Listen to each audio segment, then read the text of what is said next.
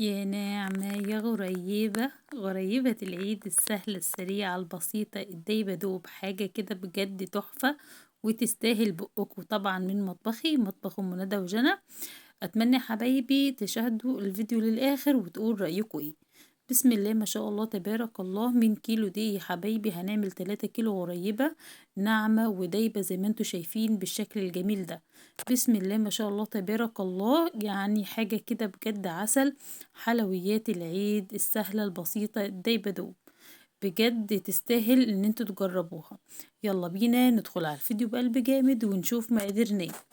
السلام عليكم ورحمة الله وبركاته، اللهم صل وسلم وزد وبارك على سيدنا محمد وعلى آله وصحبه أجمعين. ازيكم يا حبايبي عاملين ايه؟ كل سنة وانتم طيبين ويا رب يكون عيد سعيد عليكم وعلى الأمة الإسلامية، اللهم آمين يا رب العالمين. طبعا اول حاجة هنعملها مع بعض زي ما انتم متعودين معايا غريبة العيد السهلة السريعة. اول حاجة كده معايا من المقادير: كيلو من الدقيق، معايا نص كيلو من السمنة الساقعة، ومعايا ربع كيلو من السكر البودرة، ومعايا 2 ظرف من الفانيليا. طبعا المكونات دي موجودة عندك في البيت يعني. بسم الله ما شاء الله، زي ما انتم متعودين معايا هسيب لكم المقادير في صندوق الوصف. لو انتوا حابين بالكوبايه زي ما انتوا شايفين المج يا حبايبي، المج اللي انتوا شفتوه ده عايرت بيه 6 مجات من الدقيق، 3 مج من السمن، ومج ونص من من السكر البودرة. تمام كده حبايبي. المقادير سهلة وبسيطة وسريعة زي ما انتوا شايفين كده. هاتي طبق كده يا جميلة انت وهي، ويلا بقى بينا هتضربي السمنة كده لمدة 10 دقايق. تفضلي تضربي في السمن كده لحد ما لونها يفتح معاكي ويكون ابيض وزي العسل. عايزة اقول لكم لو انتوا حابين تعملوا غريبة وتكون بيضة يعني بياض ناصع، اختاروا نوع سمنة يكون ابيض زي مثلا روابي او كريستال. البيضة بتكون برضو تحفة، بس بجد انا ملقتهاش يعني. فعادي انا بحب الهانم برضو، بحب طعمها بيكون حلو. بعد لما تضربيها كويس كده بنضيف عليها السكر البودرة وبنضيف عليها الفانيليا، ونفضل نضرب لحد ما القوام يكون معانا بالشكل الكريمي التحفة اللي انتوا شايفينه ده. بسم الله ما شاء الله تبارك الله، اجمل واسرع واسهل حلويات ممكن تعمليها هي الغريبة. ما بتاخدش وقت خالص، 5 دقايق كده هتعملي المكونات وانتي واقفة، و10 دقايق كده هي هتكوريها. وما بتاخدش تسوية حبايبي، تسويتها سهلة وبسيطة. طبعا في الفيديو هقول لكم ازاي تسووها بطريقة سهلة وبسيطة وما تاخدش منكم وقت خالص.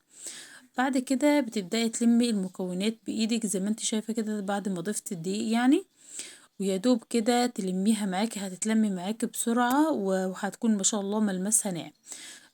علشان تختبري العجينة في ايدك لازم تشوفيها بايدك التانية، ايدك تكون نظيفة علشان الايد اللي انت بتعجني بيها بتكون بتلزق. بعد كده هتبداي ان انت تختبريها بالايد التانية النظيفة، هتلاقيها ما شاء الله تبارك الله جميلة ومعاكي زي الفل وزي العسل. طبعا انت هتختبريها بايدك كده وهتكوريها على ايدك، ان لقيتيها يعني ما بتشققش يبقى هي كده كويسة. بسم الله ما شاء الله. طبعا قولوا الدعاء يا حبايب قلبي: بسم الله الرحمن الرحيم، بسم الله توكلت على الله ولا حول ولا قوة إلا بالله العلي العظيم. اللهم إني أبرأ من حولي وقوتي والجأ إلى حولك وقوتك يا ذا القوة المتين. زي ما انتوا شفتوا كده يا حبايبي، انا كنت جايبة طبق كبير كده وبعمل فيه علشان خاطر المكونات وانا بعملها بالمضرب ما تبهدليش الدنيا.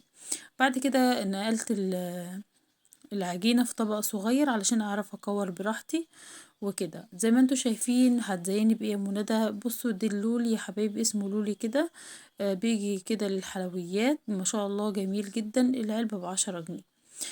بعد كده يا حبايبي بسم الله ما شاء الله بتختبر العجينة زي ما انتوا شفتوا كده ما شاء الله ما بتشققش ولا اي حاجة.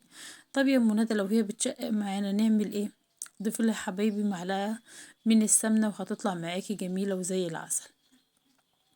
بعد كده بصوا عايزة اقول لكم وانتوا بتكوروا الغريبة حاولي ان انت تصغري الحجم، بس عشان انا كنت يعني مستعجلة كنت بعمل حجم كبير شوية فعادي يعني، على حسب راحتك انت. خلي الكورة صغنطوطة كده عشان يطلع شكلها معاكي حلو وجميل.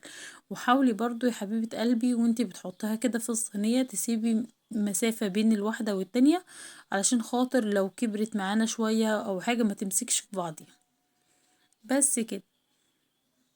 اسفة طبعا ان انا اتأخرت عليكم في تنزيل الفيديوهات، بس والله غصب عني. طبعا اللي سمع الفيديو اللي فات هيعرف انا يعني تعبانة شوية وكده، ما قدرتش ان انا اصور. بصوا يا حبايبي، دي الغريبة بتاعت السنة اللي فاتت، ما شاء الله تبارك الله، كنت عاملاها بالزبيب وكنت عاملاها سادة. انتي زيني براحتك، التزيين ده براحتك، ممكن تعملها سادة، ممكن تعملها بسوداني او كده. كنت فاكرة ان الكاميرا بتصور، ما صورتلكوش وهي ايه بعد ما خلصتها. بس دي صورها يا حبايبي قبل التسوية، ودي برضو بعد التسوية. بسم الله ما شاء الله تبارك الله. عايزة اقول لكم الكيلو عمل لي 3 صواني من الصواني اللي انتوا شايفينها دي، ما شاء الله تبارك الله. بجد يعني كمية كبيرة وموفرة.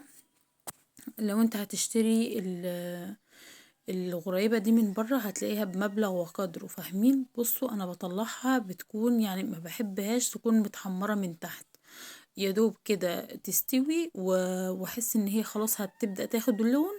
ابدأ اسيبها في الصواني كده يا حبايبي لمدة 5 دقايق بس، تاخد الايه السخونية بتاعة الصينية، وبتطلع ما شاء الله تبارك الله بيكون لها لون بسيط كده ذهبي. ما شاء الله تبارك الله. بصوا دايبة ازاي يا حبايبي، ما شاء الله تبارك الله. المقادير طبعا سهلة وبسيطة وسريعة وانتم متعودين معايا، واللي حابب يا حبايبي يسمع الفيديوهات اللي انا عملتها قبل كده، ما شاء الله تبارك الله، يعني طريقة سهلة وبسيطة وما بتاخدش منك وقت خالص. بس كده يا حبايبي، بعد ما خرجت من الفرن وسبتها يعني سيبيها تبرد خالص، وبعد كده ابدأ ان انتي حطيها في اي علبة عندك، وتكون لها غطا محكم الغلق يعني، علشان تحافظ على ايه على شكلها وعلى قرمشتها وعلى حلاوتها. ما شاء الله تبارك الله طلعت بالجمال والحلاوة. طبعا دي مش الكمية كلها، انا شلت الكمية يا حبايبي في علبة وسبتها ان شاء الله لو كان لينا عمر للعيد. بس انا عايزه اقول لكم الحاجات دي ما بتلحقش عندنا العيد. ما شاء الله عندي البنات هنا بيعشقوا حاجه اسمها غريبه وبتيفور، الحاجات اللي هي بتاعه العيد يعني وكده. بصوا يا حبايبي الجمال والحلاوه ما شاء الله دايبه دوب، تستاهل ان انتوا تجربوها. ما تنسوش طبعا يا حبايبي لو عجبكم الفيديو ما تنسوش لايك واشتراك، جزاكم الله كل خير، علشان خاطر ندى تشجع معاكم وتنزل لكم فيديوهات تانية كتير. انا حبيت ان انا ايه ما اتاخرش عليكم وانزل لكم فيديوهات الغريبه والبتيفور والحاجات دي، عشان اللي حابب يعمل في العيد يا حبايبي ان شاء الله. كل سنه وانتم طيبين يا رب، ويكون سنه سعيده علينا وعليكم، اللهم امين يا رب العالمين. يا جمال ويا جمال ويا تكاتي وحركاتي يا ام ندى، بجد تستاهل ان انتوا تجربوها يا حبايبي. ما شاء الله تبارك الله. شايفين الجمال والحلاوه؟ بسم الله ما شاء الله تبارك الله. قالوا لي مدها منظر حلو جدا. وده كان فيديو النهارده. دمتم في امان الله، والسلام عليكم ورحمه الله وبركاته.